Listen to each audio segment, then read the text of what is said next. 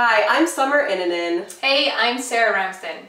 And on today's episode of S&S TV, we are talking libido.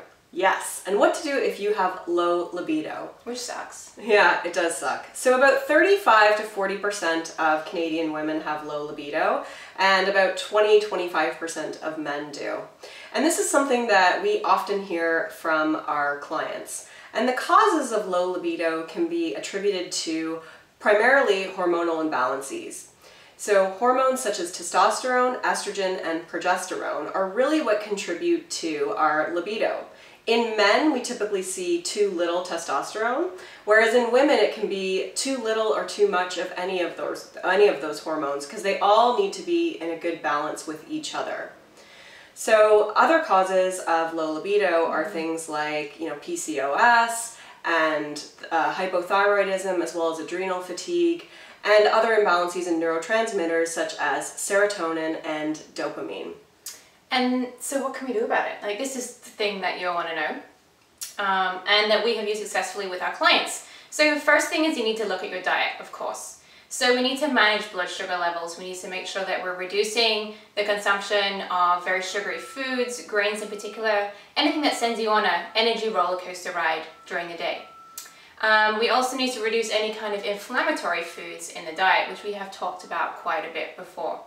And we have to just generally eat a wide variety and variety of colors of fruits and vegetables, so that we get a good dose of zinc, magnesium, B vitamins, and vitamin A in particular. And then, of course, digestion. Digestion is literally central to many, many health complaints, and libido is certainly one of those.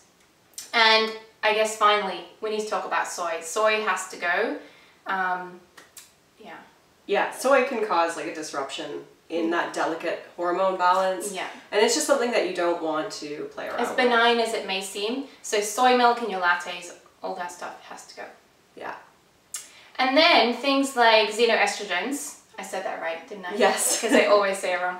Xenoestrogens are basically components or chemicals that act like hormones in the body, and they can cause all sorts of disruptions. And you get those from plastics, particularly BPA, but really any kind of plastics we're seeing now.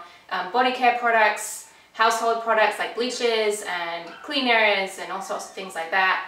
Herbicides and pesticides in your food, as well as hormones in your meat and your eggs and things like that. Yeah, so all that can disrupt your hormones. So you want to try and live as clean as possible. Yeah, you need to start, as things start running out in your house, you need to start reading those labels and replacing them with good, clean ingredients.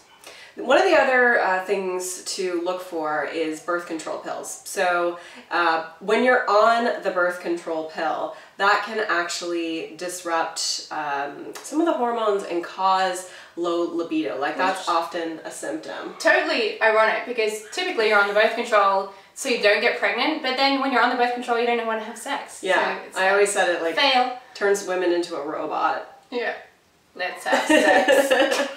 And then when you come off the birth control pill, sometimes your hormones are out of balance because they, some of the feedback loops aren't answering correctly, and so as a result, it can take a while, sometimes months, sometimes even a year, for your hormones to kind of settle and come back into balance. Another one of the biggest things that I think we see with our clients is stress. If you are stressed, that is going to disrupt that hormone balance. Plus, just from a mental perspective, like if you're going through your to-do list while you're lying there going through your grocery list going, I need to do this, this, and this tomorrow, and your significant other's trying to have fun time with you, doesn't work. Yeah, it doesn't work. So stress management is key. Sleep, make sure you're getting a minimum of 7 hours. We like to see 8 to 9. Make sure that you're practicing mindfulness. Like, doing meditation can help you to be more in the moment, and then help you in the moment when you're in the moment. Making sure that you're getting exercise to help to stimulate some of those neurotransmitters like dopamine and serotonin. And in addition to that, romance, okay? Like, you know, you want to go in, you don't want to go into this like it's just a thing to do on your to-do list, because then, yeah, it's not going to be something that you look forward to, or that and it's just another thing on your to-do list. So, you know, think about ways that you can surprise each other, like keep the romance alive, maybe dress up, make yourself feel good. If you don't feel like confident, if you don't feel good, like you're not going to want it or have fun during that process. It's all to do with your confidence. Yeah, so keep it interesting, like, you know, make time for it. And then last but not least, you know, if you're still suffering from issues, or if you know you're going into menopause, working with a practitioner to use some supplementation and herbal supplementation. Yeah, herbs are very effective when it comes to this kind of hormone rebalancing. Yeah. Especially around menopause can make a massive difference. So we really recommend that you find your local nutritionist or naturopath or whoever, and they can really help you out. Yeah. And don't be ashamed. Like, come on, what do you think about losing out on here? Yeah, don't be ashamed of it. I mean, a lot of people suffer from it, and it's not fun. So you want to nip that in the bud, so to speak. And so let us know in the comments, if you dare. Let us know what you have used, what tactics to increase your libido. I cannot speak now. Yeah, let us know what you've done to increase your libido, and we will see you soon on another episode of SNS TV.